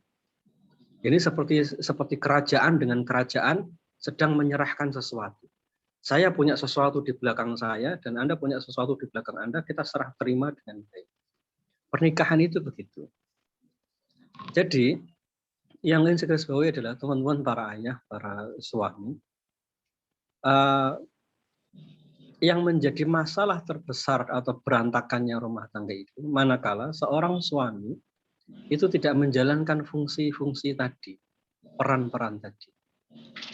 Sehingga dia akhirnya menjadi mudah menjatuhkan talak, mudah bermalas-malasan, tidak mencari nafkah, kemudian tidak berani mengambil keputusan, tidak jernih pikirannya, sempit, mudah emosional. Itu karena tidak ada prinsip qawwam dalam dirinya. Itu sumber masalah. Jadi poin pertama, kalau misalnya seorang suami sering kali mengucapkan kata talak, itu masalah dalam diri suami. Suami sedang melanggar prinsip hidupnya sendiri sebagai qawwam. Tidak boleh begitu menjadi suami. Karena suami itu harus lebih terkendali lisan dan pikirannya.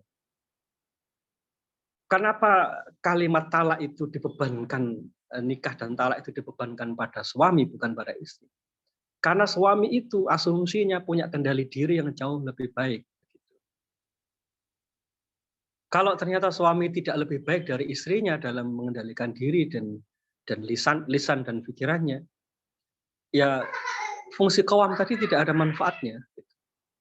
Jadi saran saya untuk para suami, latih diri ini dulu. Jangan mudah mengucapkan sesuatu yang berbahaya. Karena talak itu bercanda atau serius, jatuhnya serius. Nikah dan talak itu jatuhnya serius. Kamu kalau tidak pulang tepat waktu ya, kamu saya cerai. Ternyata istrinya pulangnya telat.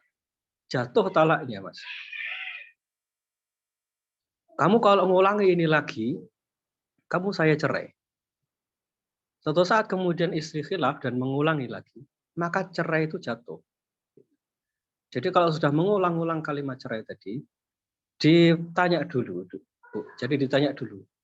Kemarin mengucapkan kata cerai itu maksudnya apa? Kalau misalnya katanya kiasan ya, kita tidak usah bersama lagi aja, itu kalimatnya kiasan. Itu masih perlu ditanya apa batinnya waktu mengucapkan kalimat itu. Misalnya, kalau kamu masih marah-marah terus, kita tidak usah bersama. Kalimat itu apa? Itu harus ditanya dulu. Apa maksud kalimat itu? Kalau kalimat itu bermaksud cerai, berarti jatuh talak. Kalau misalnya kemudian sang istri masih emosional. Kalau misalnya kalimatnya jelas, kalau misalnya nanti kamu marah-marah lagi, kamu saya cerai, maka jatuh talaknya ketika nanti istri emosi. Kalau sudah berulang kali, maka perlu diklirkan lebih dulu, diperjelas dulu. Karena bisa jadi di antara kalimat-kalimat cerai tadi itu sudah jatuh. Bisa jadi sudah jatuh. Makanya perlu duduk bersama, datangi salah satu ustadz yang difahami, yang baik, datangi ustadz yang paham, ajak duduk, lalu sampaikan, suami saya pernah mengucapkan kalimat cerai begini, dan sekian kali. Apakah sudah jatuh talak? Kalau sudah jatuh talak, ya berarti sudah cerai. Tidak ada manfaatnya kalimat suami tadi nanti saya akan mempersulit. Nah, kalau sudah mengucapkan kalimat cerai, ya jatuh. Tidak usah dipersulit, ya sudah jatuh. Yang dipersulit mungkin hanya urusan di pengadilan, tapi kalimat tadi itu sudah jatuh cerai. Tinggal itu talak keberapa. dan apakah sudah rujuk atau belum. Kalau belum rujuk, misalnya masih jeda 3 bulan misalnya, itu masih bisa rujuk. Ya itu kalau sekali 2 kali. Kalau misalnya sudah 3 kali, ya tidak bisa rujuk. Makanya ini perlu diselesaikan terlebih dahulu. Kalimat yang selama ini diucapkan oleh suami dengan candaan atau dengan syarat atau dengan sungguh-sungguh tadi itu apa statusnya? Kalau memang sudah jatuh kata cerai dan jatuh status talak, kalau itu masih 1-2, silahkan bisa rujuk segera rujuk. Tapi kalau ternyata sudah lebih dari 3 kali, itu statusnya sudah pisah, walaupun belum ke pengadilan. Jadi itu perlu diperjelas terlebih dahulu, Ibu. Jadi nanti temui, saran saya ke pengadilan agama atau petugas di pengadilan agama atau petugas di KUA yang paham ya, ajak ketemu, ceritakan tentang tema-tema cerainya. Jadi tidak usah diceritakan tentang problem besarnya, tapi ceritakan tentang bahwa suami pernah mengucapkan kalimat begini. Ini sudah jatuh talak atau belum? Kalau sudah jatuh talak ya berarti langkah yang harus segera dibuat adalah, mohon maaf ini kondisi ekstrim yang negatif ya. Kalau ternyata statusnya sudah jatuh talak, ya berarti Anda harus sudah rundingan. Jadi status kita sudah cerai dan kita harus selesaikan sekarang. Harus diselesaikan. Teman-teman sekalian, masalah itu tidak bisa dihindari, jangan didiamkan. Selesaikan. Satu, diselesaikan dengan cara bersabar. Misalnya tadi, oh ini suami saya temperamen dan alhamdulillah belum jatuh talak. Selesaikan. Selesaikannya gimana? Satu, misalnya bersabar.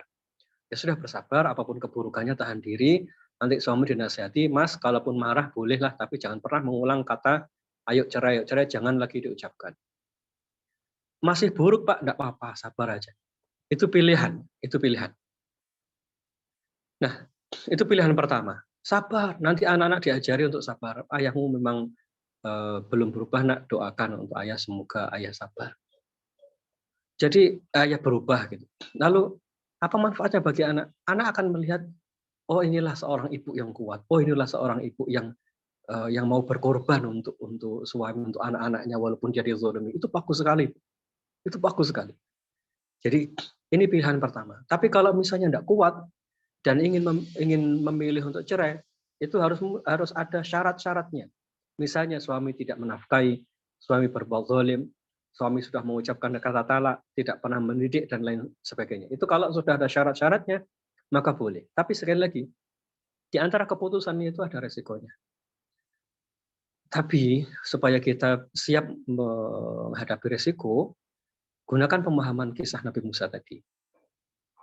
Harus ada sesuatu yang ingin kita jaga. Apa itu?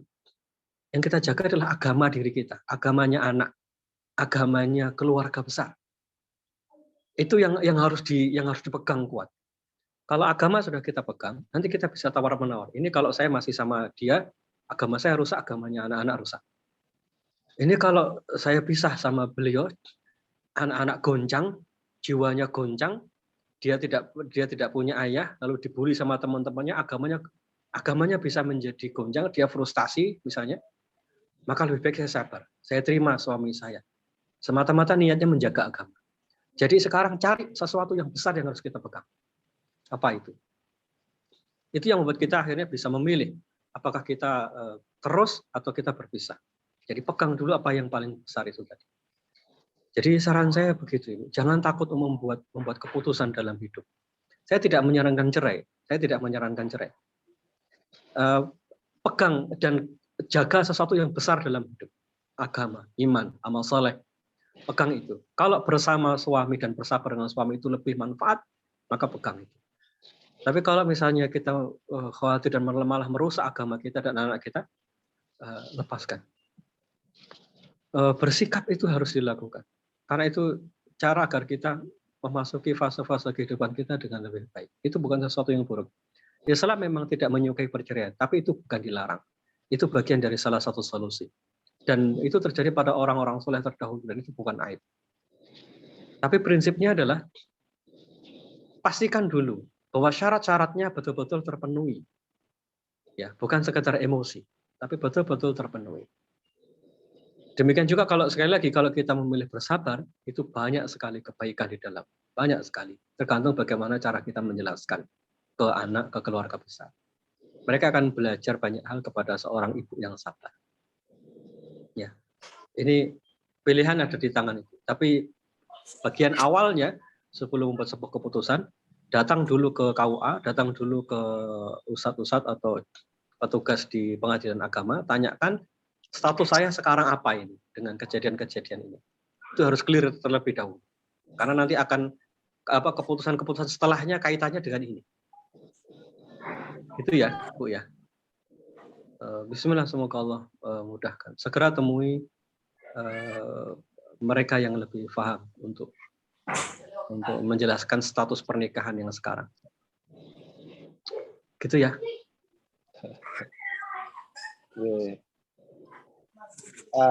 Jadi yang bertanya banyak sekali, Ustaz. Gimana? Itu suaranya Sahmi ya? Enggak ada. Suara siapa kayaknya yang pakai nyala suara? Secara banyak banget ini, Masya Allah. Kok kisahnya suami semua ya? Ini kok kumpulan istri-istri bermasalah. Semoga setelah ini enggak ya. Semoga kalaupun ada masalah tetap dalam koridor syariah. Ustadz, ada polisi nih ceritanya. Suami polisi tapi dia bersahabat dengan Mira. Suaminya pernah ngasih obat yang dilarang, narkoba kali ya, ke istrinya. Istrinya udah hijrah nih, belum punya anak. Istrinya kaya, suaminya suka judi gitu. Lalu nggak dikasih ke istrinya. Alhamdulillah lah nggak dikasih ke istrinya. Istrinya mendoakan yang jelek, boleh nggak, Ustaz? Terus yang kedua, kalau mau cerai boleh nggak, Ustaz? Ini mau nyelesain masalah apa? mau ke gitu, Ustaz. Jadi ada seorang ibu yang punya suami polisi nih. Polisinya suka mabok, suka minum minuman keras, suka narkoba, kadang ngasih ke istrinya. Istrinya udah mulai taubat, udah mulai hijrah. Istrinya belum punya anak. Suaminya suka judinya nggak dikasih nih ke istrinya. Alhamdulillah. Terus istrinya kalau ngedoain jelek boleh nggak? Ya. Terus yang kedua, boleh nggak kalau cerai? Ya gitu, Ustaz. Ini satu lagi. Masih ada lagi nih banyak ya. Ini lucu-lucu nih, Ustaz. Yang pertama ya, sekalian aja karena ini ada dua yang setipe. Ustaz mau izin bertanya, bagaimana hukumnya jika ada suami yang sudah tidak mau sama istrinya, orang gelem ngopo ngadus piye. Sedangkan si anak belum memiliki NIK dan akte kelahiran. Loh, piye maksudnya? Sekarang sedangkan si anak belum memiliki NIK dan akte lahir. Karena waktu menikah masih kelas 2 SMA. Dan itu menikah karena musibah. Saat ini keduanya sudah kuliah di semester akhir. Sedangkan si anak sangat membutuhkan NIK dan akte. Walah. Nah, sampai saat ini kedua suami istri tersebut tidak pernah tinggal serumah lagi. Dan si suami sudah memiliki pacar baru. Walah. Padahal waktu menikah agama dulu sudah ada perjanjian. Apabila sudah cukup usia akan melakukan menikah secara negara. Walah. Gitu guys. Jadi ada katakan perempuan dan laki-laki karena ada satu musibah, mungkin berpacaran lalu terjadi hal yang tidak diinginkan, lalu menikah gitu. Lalu punya anak. Nah, tetapi mereka pernikahannya kan pernikahan yang tidak resmi secara hukum perkawinan di Indonesia. Otomatis nggak bisa dong anak memiliki akta lahir dan sebagainya. Subhanallah, ada saja yang masalah. Anaknya kan sudah kuliah, berarti sudah bertahun-tahun. Iya betul, seharusnya kan sudah bisa diselesaikan ya. Begitu. Tidak harus nikah besar-besaran. Ke KUA saja nikah, nanti ada akta nikahnya. Setelah itu diurus. Kan gitu. Seperti kita dulu kan begitu, Ustaznya. Tidak gede-gedean tapi ya gede banget. Monggo lah. Yang pertama kasus polisi dengan istrinya yang sang polisi melakukan banyak keburukan. Cerai dan bertahan itu hanya sebuah resiko dari sebuah keputusan. Yang paling kita inginkan apa sekarang dengan kondisi yang ada sekarang? itu. Mau kita sikapi dengan hitam dan putih juga bisa. Kalau misalnya suami tidak menafkahi, melakukan dosa-dosa besar, membahayakan agama seorang istri dan anaknya misalnya. Ya kalau hitam dan putih begitu ya bisa saja. Tapi sekali lagi apa yang kita inginkan dulu dari kondisi ini. Karena kadang mengubah suami itu jauh lebih baik ujungnya. Yang perlu kita selesaikan ini sebenarnya keburukannya suami atau pernikahannya yang kita selesaikan. Itu. Kita mau menyelesaikan keburukannya suami atau menyelesaikan pernikahan. Ya kalau yang kita inginkan adalah menyelesaikan keburukan suami, ajak ngobrol. Mas, yang Mas lakukan sekarang ini membahayakan pernikahan kita. Karena dosa besar, perzinaan, perselingkuhan, kemudian kezaliman kepada istri, tidak memberi nafkah, ini memenuhi syarat untuk batalnya pernikahan. Ajak bicara begitu. Mas, kalau ini tidak diselesaikan, ini bisa mengancam pernikahan kita. Kalau Mas ingin mempertahankan pernikahan ini, ayo Mas berubah. Hentikan judinya, hentikan narkobanya, hentikan perselingkuhannya. Ini demi kebaikan rumah tangga kita, demi kebaikan nanti kalau kita punya anak. Berhenti, gitu. Kasih tenggat waktu. Mas, saya ingin sampean berubah 1 tahun ke depan. Saya akan berusaha bersabar. Ini secara agama, Mas, saya punya hak untuk menggugat cerai. Tapi saya memilih bersabar karena saya ingin sampean berubah. Gitu. Sampaikan dengan baik. Saya ingin sampean berubah karena saya ingin mempertahankan pernikahan ini. Saya sudah baik dengan ayah mertua, dengan ibu mertua. Saya sudah baik dengan keluarganya sampean semua. Saya masih sayang sama sampean. Saya ingin mempertahankan pernikahan ini, Mas. Tapi keburukan yang sampean lakukan kalau tidak dihentikan, ini pasti bisa merusak agama kita dan merusak pernikahan ini. Saya tidak ingin terjadi. Ayo sama-sama berubah. Sekarang saya berubah dan tolong sampean berubah. 1 tahun ke depan, berhentilah dari semua keburukan itu. Ajak ngobrol begitu. Tunjukkan komitmen bahwa kita ingin mengubah. Bukan semata-mata, Mas, sampean tidak menjalankan kewajiban, saya minta cerai. Ya bisa aja sekaku itu, tapi lebih baik tidak begitu. Karena kadang pernikahan itu kita perlu luwes, tidak kaku, perlu luwes. Coba ajak ngobrol dulu. Kalau beliau mau berubah, alhamdulillah. Kadang cara bicaranya perlu diubah. Mas, sampean minuman keras, narkoba, selingkuh, ini hanya saya yang tahu loh, Mas. Bagaimana kalau ibu sama bapak sampean tahu? Bagaimana kalau keluarga tahu? Saya janji, Mas, demi Allah saya akan tutup semua keburukan itu. Tapi tolong berubah. Saya tunggu 1 tahun untuk berubah. Misalnya begitu. Ajak bicara dari hati ke hati. Mudah-mudahan bisa berubah. Kalau ternyata kezalimannya terus menjadi-jadi dan tidak bisa berubah, semakin buruk kepada seorang istri, kembali kepada istri. Apakah masih kuat untuk melakukan yang pertama tadi? Nasihati lagi, ajak ngobrol lagi. Ajak ngobrol ke orang tuanya. Semua dilibatkan. Kalau misalnya masih kuat, teruskan bersabar. Kalau misalnya tidak kuat dan betul-betul semakin menjadi-jadi keburukannya, ya kita punya hak untuk mengajukan cerai. Kenapa mengajukan cerai? Untuk menjaga agama kita. Untuk menjaga agama kita. Jadi itu pilihannya kembali kepada sang istri. Tapi saran saya lakukan yang pertama. Ajak dulu berubah. Ajak dulu menuju kebaikan. Karena pahalanya besar. Kalau nanti seseorang bisa hijrah. Sebagaimana kita sendirilah, para istri yang sekarang sudah berhijrah. Itu kan perlu waktu ya, perlu waktu. Dan orang berhenti dari kecanduan itu tidak mudah. Kita yang sekarang para istri bisa pakai jilbab dengan baik, menutup aurat. Karena kebetulan kita tidak melakukan dosa-dosa seperti yang dilakukan oleh suami itu.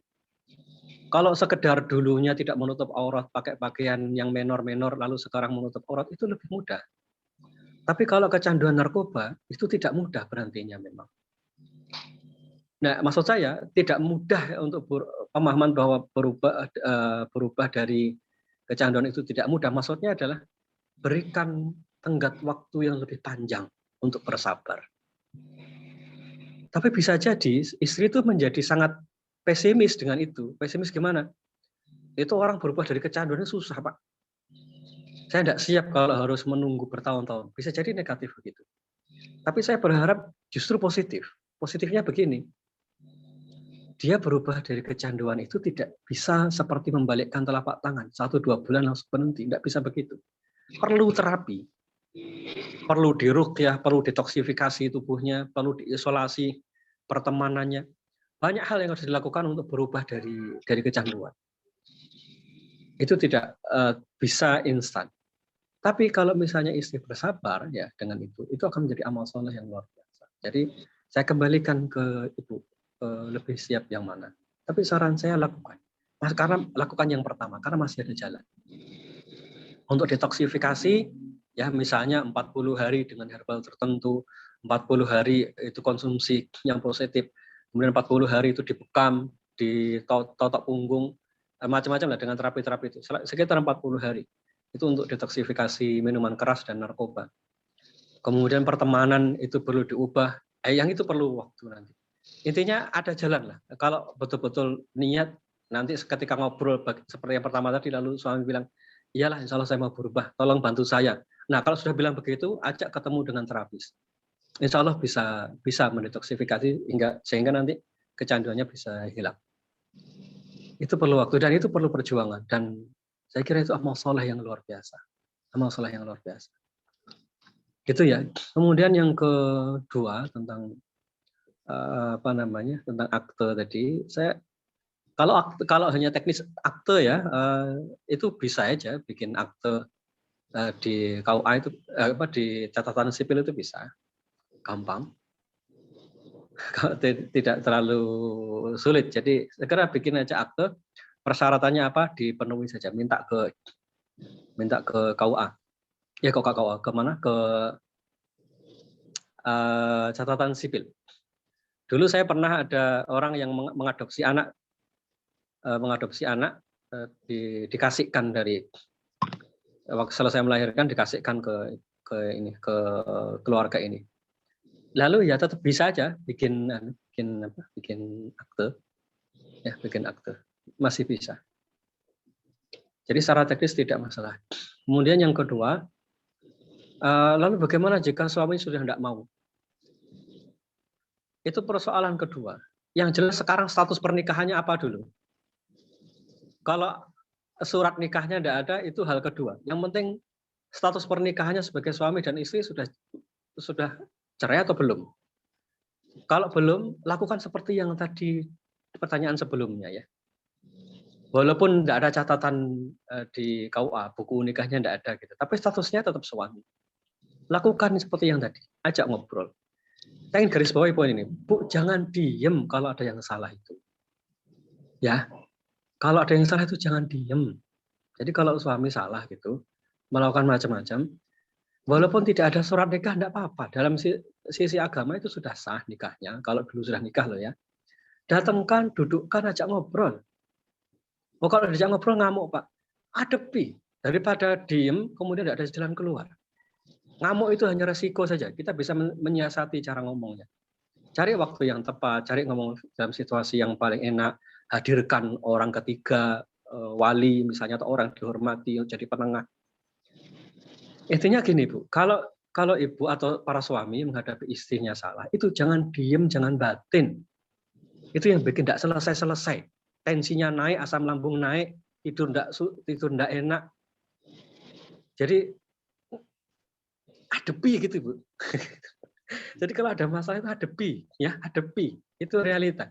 Itu realita, hadapi ya. Ya jadi nanti ambil, datangkan, diajak ngobrol, dinasihati. Ayo diselesaikan. Nanti salah satu mungkin resiko-resiko nasihat itu marah, mungkin resiko dari ngobrol tadi akhirnya tambah menjatuhkan kata talak misalnya. Nggak apa-apa, itu bagian dari jalan keluar. Ya, intinya hadapi, masalah itu dihadapi, jangan didiamkan. Yang bikin masalah tidak selesai itu ya diem, meratap, nangis di kamar bertahun-tahun hanya update status, tidak ada manfaat. Duduk, hadapi, ajak ngobrol. Ya Bu ya. Semoga Allah berikan jalan keluar. Nanti setelah itu, kalau suami akhirnya taubat, pengen kembali menjadi suami istri, segera bikin akte nikah masih bisa. Kemudian bikin akte untuk anak-anak masih bisa. Saya dulu akte itu nggak pernah diurus sama ibu saya, kan ibu saya orang lama ya. Saya baru bikin akte itu ketika saya kuliah. Saya urus sendiri. Dan bisa, nggak ada masalah. Ya. Jadi insya Allah ada jalan keluar lah. Itu ya. Oke. Terakhir, karena udah mau jam 7. Oh, udah jam 7 ya. Dari Mbak Ade. Nah, ini sebenarnya ada di video Ustadz Nadif ya. Sebelum-sebelumnya, teman-teman semua bisa cek di short video di channelnya YouTube beliau atau di GRM Official. Izin bertanya Ustadz, jika ada istri bertahan dalam pernikahan hanya demi anak dan menggantungkan kebahagiaannya mungkin akan didapat dari anak-anaknya, ini bisa dibenarkan nggak Ustadz? Nah, ini kan ono di media. Monggo Ustadz, terakhir ya ini. Ini kan pilihan ya. Ini kan pilihan. Bu Ade, ini kan pilihan. Orang mencari kebahagiaan dengan cara apa itu pilihan. Yang paling pokok adalah orang mencari kebahagiaan itu dengan mengabdi kepada Allah SWT. Makanya kita tidak akan pernah menemukan para sahabat itu mencari kebahagiaan dengan liburan. Antum tidak akan pernah menemukan dalam sirah para sahabat itu pelesir gitu untuk sekedar refreshing, itu tidak ada. Karena kebahagiaan mereka itu sudah ada dalam ibadah. Kebahagiaan mereka ada dalam kecintaan mereka pada Allah dan Rasulnya. Bangun itu dulu dalam diri kita, sehingga nanti kita tidak lagi menggantungkan kebahagiaan itu pada suami atau anak. Allah dan Rasulnya. Bangun kebahagiaan dengan cara itu. Temukan jeda istirahat itu di salat-salat kita. Temukan sesuatu yang paling berharga dalam hidup kita itu dengan zikir, dengan wirid, dengan berdoa. Itu yang ada pada diri orang-orang saleh terdahulu, sehingga mereka menyikapi perceraian itu dengan ringan. Bahkan mereka menyikapi kematian itu dengan ringan. Kenapa? Karena puncak kebahagiaannya adalah ketika mereka merasakan bersama Allah. Ibu, itu dulu yang harus dibangun. Carilah kebahagiaan ke arah itu dulu, sehingga kita tidak lagi mencari kebahagiaan itu pada makhluk. Toh makhluk itu hanya pemakan rezeki, bukan pemberi rezeki. Makhluk itu hanya penikmat anugerah, bukan pemberi anugerah. Makhluk itu hanya penikmat kebahagiaan, bukan yang memberikan kebahagiaan. Memberikan kebahagiaan itu Allah.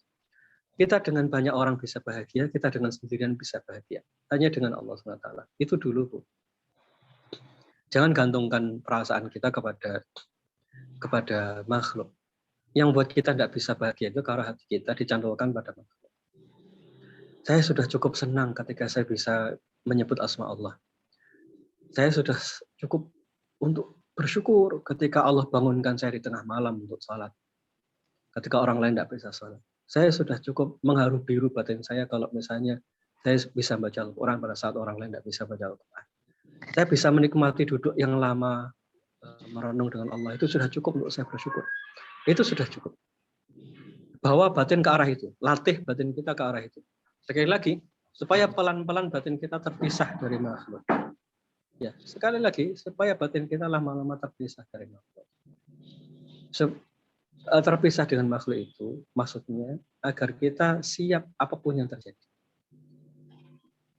Dia meninggal, kita tidak terlalu kehilangan. Dia menzalimi kita, kita tidak terlalu sedih, karena itu bukan sumber kebahagiaan saya. Dia berbuat zalim, dia menceraikan saya, juga tidak mempengaruhi kebahagiaan saya, karena bukan itu yang penyebab kebahagiaan saya. Arahkan ke situ dulu, Bu, ya, supaya batin kita lebih lapang. Kemudian tentang bercerai atau bertahan itu soal adakah kebaikan yang hilang dengan bersamanya atau berpisah dengannya. Poinnya itu. Saya ingin berpisah dengan dia supaya saya bisa bahagia. Itu salah konsep. Bahagia jangan digantungkan dengan dia. Saya ingin berpisah dengan dia itu karena banyak kebaikan yang hilang kalau saya masih bersama dia. Itu baru betul. Saya ingin tetap bersama dia karena saya ingin bahagia. Nah, itu tidak pas. Tapi saya ingin tetap bersama dia itu karena ada banyak kebaikan yang bisa saya lakukan kalau saya masih menjadi istrinya. Nah, sudut pandangnya bawa ke arah itu dulu. Itu ya. Jadi nanti tinggal memutuskannya, yaitu tadi, tinggal lebih jelas. Bangun dulu rohani kita kepada Allah SWT. Lalu yang kedua, pilihan, apakah masih banyak kebaikan untuk bersamanya atau sudah tidak ada kebaikan ketika bersama? Apakah sudah memenuhi syarat-syaratnya ketika dia kita gugat atau ternyata tidak ada syarat? Jadi bukan sekedar saya ingin bertahan untuk anak saya, tidak begitu cara berpikirnya. Karena nanti itu hanya akan membuat kita merana sepanjang waktu. Nanti kita melihat anak pun dengan perasaan merana. Dan yang paling merana suatu saat nanti kalau misalnya anak itu misalnya ya, yang namanya orang bisa salah. Tiba-tiba anak itu misalnya mengucapkan kalimat yang negatif kepada kita sebagai ibu. Atau dia karena kenal dengan orang lalu salah pergaulan lalu menjadi buruk kepada kita sekali dua kali gitu. Kita akan jauh lebih merana. Kita pasti akan bilang begini, ibu ini sudah bertahan banyak nak untuk kamu. Sekarang kamu begini. Itu akan menambah beban hidup yang luar biasa. Jadi begitu ya, Bu Ade ya. Ditata pelan-pelan, diarahkan pikiran dan batinnya, didudukkan dengan pas, supaya nanti kita menghadapi semua makhluk itu dengan ringan. Itu ya, Allah alam bisawab. Jadi memang yang paling penting sebelum bicara tentang pilihan-pilihan solusi itu adalah cara pandang dan sudut pandang ya, Ustaz ya. Seperti misalkan pada kisah Nabi Musa tadi, beliau dengan spiritual yang bagus lalu memandang segala permasalahan ini dengan bijak gitu. Dan akhirnya kemudian mengambil keputusan ini tidak ada jalan keluarnya selain kemudian ya saya harus mengasingkan diri pergi dari sini. Artinya ada perenungan yang mendalam dengan sudut pandang yang baik, dengan rohani yang baik. Itu mungkin poin pada kesempatan pagi hari ini. Ya. Insya Allah gitu ya. Teman-teman gini ya, nanti untuk kajian-kajian berikutnya ajak deh keluarga-keluarga yang ada masalah ya. Saya ingin kadang saya melihat masalah itu sebenarnya sederhana, tapi kita tidak mau melihat dari sudut pandang itu. Itu masalahnya. Jadi teman-teman nanti coba share, ajak teman-teman yang mungkin sering konflik dengan suami, dengan istri, ajak untuk hadir, ayo kita ngobrol bersama, diskusi, supaya kita bisa mengambil sebuah keputusan yang benar dalam kehidupan. Itu ya. Ya. Mudah-mudahan manfaat. Ini banyak pendatang baru kok, Ustaz. Insya Allah. Alhamdulillah. Ini banyak banget yang pendatang baru. Dan mohon maaf ya kepada teman-teman semua, kami tidak bisa melayani semua pertanyaannya, tapi semoga apa yang disampaikan oleh Ustadz Nadif sudah dapat memberikan gambaran kepada teman-teman bagaimana cara bersikap. Mungkin masalahnya belum selesai, karena solusi itu kalau dalam sudut pandang kita di solusi langitnya KRM itu, terkadang solusi itu tidak harus min haitsu la yahtasib, tidak harus ujuk-ujuk datang, tapi kebanyakan solusi itu datang dengan fungsi waktunya. Perlu waktu, sebulan, 2 bulan, setahun, 2 tahun, dan atau mungkin puluhan tahun. Tetapi yang benar, yang jelas adalah kita bersikap dengan cara yang benar. Karena sikap yang benar itu ujungnya adalah kebaikan. Apa kebaikan itu? Ma'iyatullah, kebersamaannya Allah, ridhonya Allah, rahmatnya Allah. Yang terkadang itu kita pandang kecil ketimbang hal-hal lainnya. Bukankah bangun di pagi hari lalu menyebut asma Allah, alhamdulillahilladzi ahyana ba'da ma amatana wa ilaihi nusur adalah kebaikan. Saya tadi malam Ustaz diajari kiai saya itu, lek kue tangi, lek misalnya bangun tidur iku mari maca donga.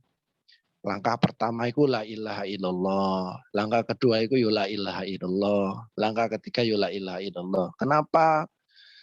Ya nanti di akhirat tuh begitu kita masuk ke dalam kubur itu nu'idukum, kamu masuk ke dalam tanah itu kembali pada Allah mengucapkan insyaallah la ilaha illallah.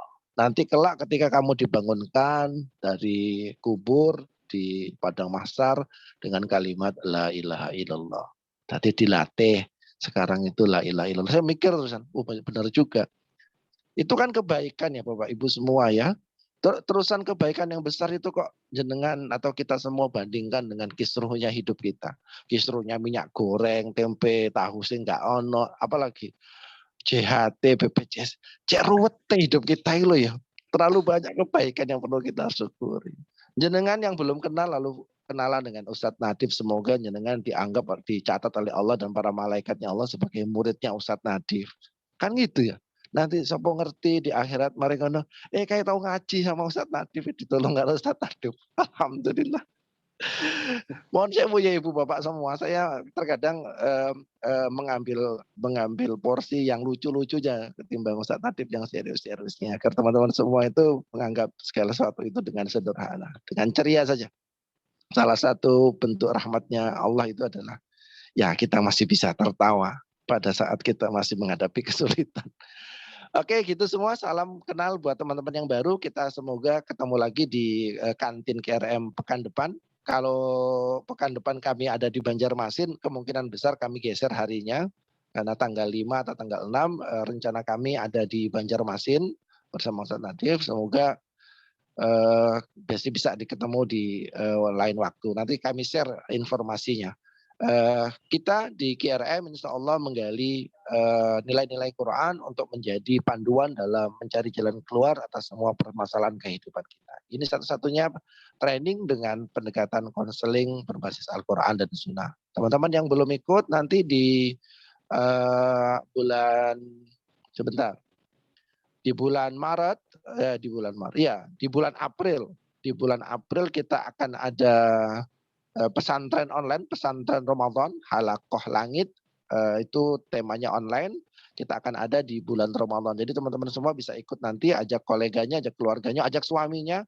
Semoga berkahnya Ramadan bisa mengubah sudut pandang yang keliru dari pasangan hidup kita. Terus di bulan April insya Allah kita akan ada training solusi langit di Bandung, bulan Mei-nya. Lalu di awal bulan Juni kita akan ada training solusi langit menemukan titik balik kehidupan di Tasikmalaya. Semoga menyusul kemudian di Balikpapan dan Gorontalo dan sekitarnya. Gitu ya, salam buat teman-teman semua. Stay tune di KRM Official. Kita tutup dengan doa kafaratul majlis. Subhanakallahumma wa bihamdika asyhadu an la ilaha illa anta astaghfiruka wa atubu ilaik wa afu minkum. Terima kasih Ustaz Nadif. Sampai ketemu di lain waktu dan kesempatan. Hadanallahu wa iyyakum ajma'in. Assalamualaikum warahmatullahi wabarakatuh. Waalaikumsalam. Jazakumullah khair Ustaz. Mohon Ustaz. Boleh Ya, pamit ya. Oke, informasinya nanti share materinya, poin-poinnya, highlightnya di status medsosnya masing-masing, share di grup WA-nya masing-masing agar informasi dan ilmu yang kita dapat pada kesempatan pagi ini bisa bermanfaat buat teman-teman yang tidak hadir. Gitu ya, saya pamit undur diri. Assalamualaikum. Assalamualaikum. Waalaikumsalam warahmatullahi wabarakatuh.